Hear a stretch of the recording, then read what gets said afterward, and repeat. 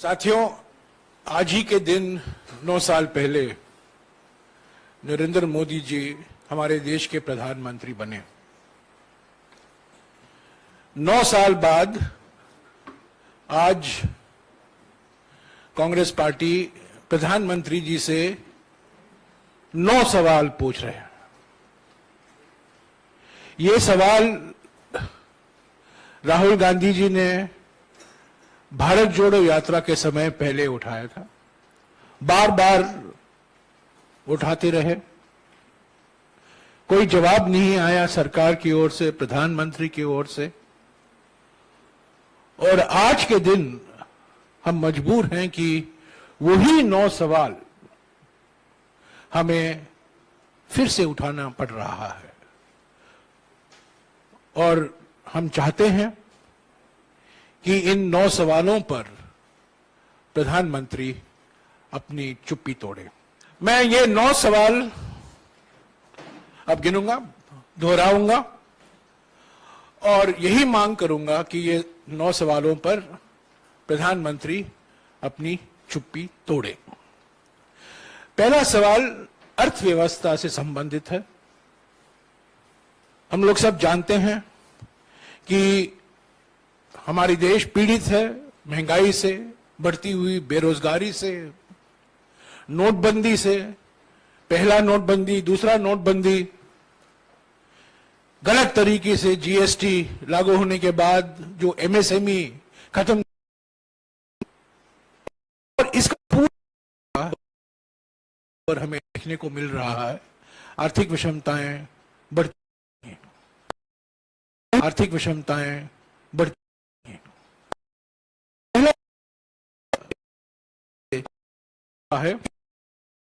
क्यों है प्रधानमंत्री देश में बेरोजगारी छू रही है? क्यों अमीर हो रहे हैं और गरीब हो रहे हैं? सार्वजनिक संपत्तियों को आप क्यों मित्रों को बेच रहे हैं?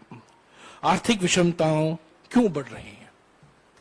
तो ये पहला सवाल अर्थव्यवस्था से जुड़ा हुआ है और खास तौर से बढ़ती हुई आर्थिक विषमताओं के संबंध में है। दूसरा सवाल कृषि और किसान से संबंधित है, कृषि और किसान से जुड़ा हुआ है। ऐसा क्यों है प्रधानमंत्री जी कि पिछले 9 सालों में भी किसानों की आय 2 गुनी नहीं हुई है? ये उनका वादा था, ये वादा अभी तक पूरा नहीं हो पाया। 3 काले कृषि कानूनों को रद्द करते समय किसान संगठनों के साथ हुए समझौतों को अभी तक लागू क्यों नहीं किया गया है? एमएसपी की गारंटी क्यों नहीं दी गई है? इस पर बहुत लंबी चर्चा हुई है। पहले किसान संगठनों के साथ सरकार की बातचीत हुई, संसद में भी इस पर बहस हुई, ये काले कानून पारित हुए। उसके बाद मजबूरी से प्रधानमंत्री ने इसको वापस लेना पड़ा। तब के समय कुछ बातचीत हुई किसान संगठनों के साथ, और आज भी रद्द करते वक्त जो वादे किए गए थे, जो गारंटी दिए थे, आज तक वो पूरे नहीं हुए हैं। तीसरा सवाल प्रधानमंत्री से, ये तीसरा सवाल पिछले 3-4 महीने से हम कर रहे हैं। खास तौर से मित्रवादी पूंजीवाद का मिसाल जो हमें देखने को मिल रहा है, रोज कुछ ना कुछ मोडानी कहानी जो हमें उसको अखबारों में, टीवी में, मीडिया में, कई माध्यमों से हमें जानकारी मिलती रहती है। ऐसा क्यों है प्रधानमंत्री कि अडानी को फायदा पहुंचाने के लिए एलआईसी और एसबीआई में जमा जनता के खून पसीनों की कमाई को दांव पर दिया गया है? भ्रष्टाचार को खत्म करने की बात करने वाले प्रधानमंत्री इस पर जवाब क्यों नहीं देते कि अडानी की फर्जी कंपनियों में, शेल कंपनियों में, फर्जी कंपनियों में 20,000 करोड़ रुपए किसके हैं? इस पर आप जानते हैं हमने 100 सवाल, हम अडानी के हैं कौन श्रृंखला में हमने 100 सवाल पूछे हैं। उसका एक भी जवाब नहीं आया है।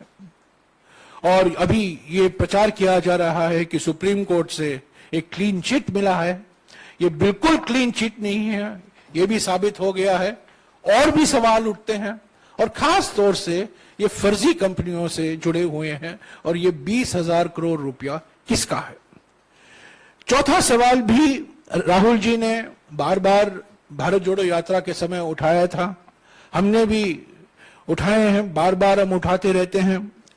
ये आंतरिक सुरक्षा से संबंधित है और खास तौर से चीन से जुड़ा हुआ है, जो 19 जून 2020 को प्रधानमंत्री ने चीन को क्लीन चिट दे दी।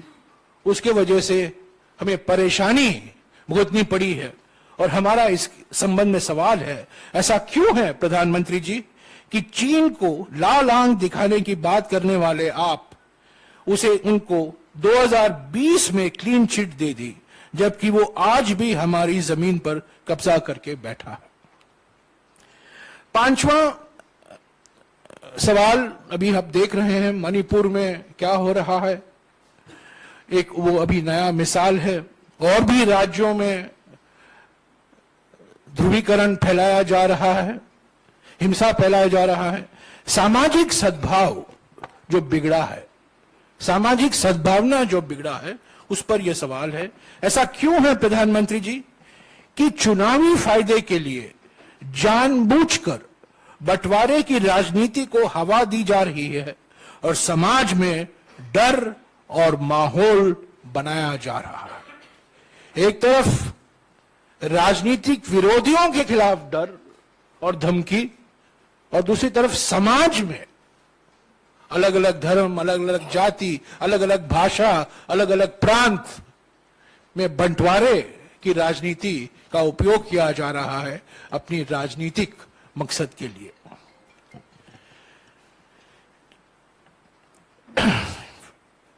छठा सवाल है हमारा सामाजिक न्याय से संदर्भ में।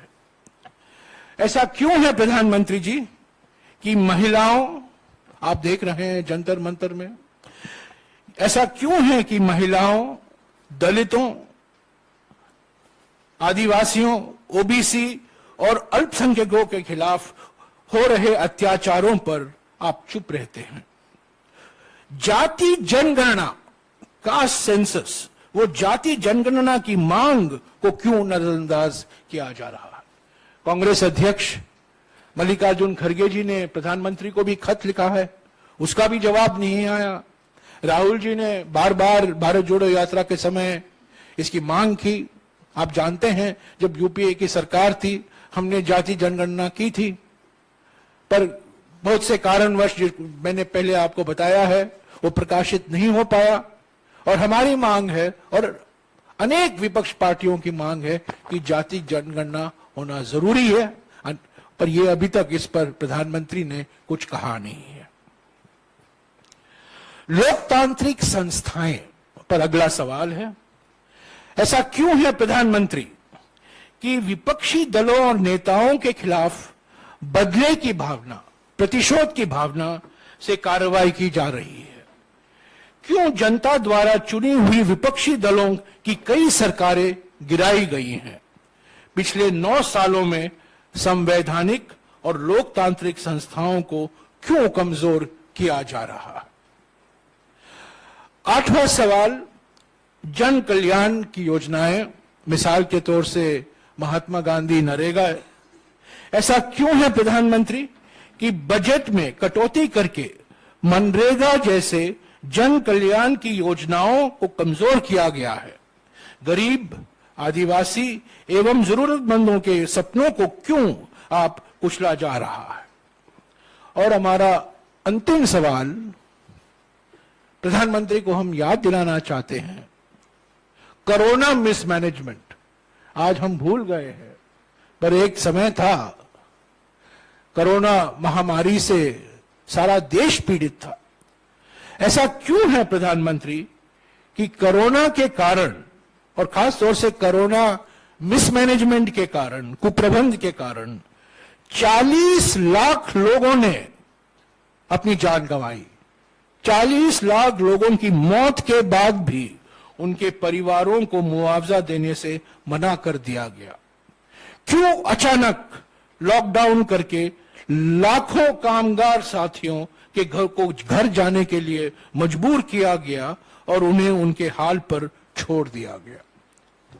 तो साथियों, ये 9 सवाल हैं, 9 साल के 9 सवाल, भारत जोड़ो यात्रा के 9 सवाल, राहुल जी के 9 सवाल, हमारे कांग्रेस अध्यक्ष के 9 सवाल, कांग्रेस पार्टी के 9 सवाल और देश की जनता का 9 सवाल। तो ये 9 साल हैं, 9 सवाल हैं और प्रधानमंत्री को, खास तौर से प्रधानमंत्री को चुप्पी तोड़ने की अभी वक्त आ गया है और जरूरी है।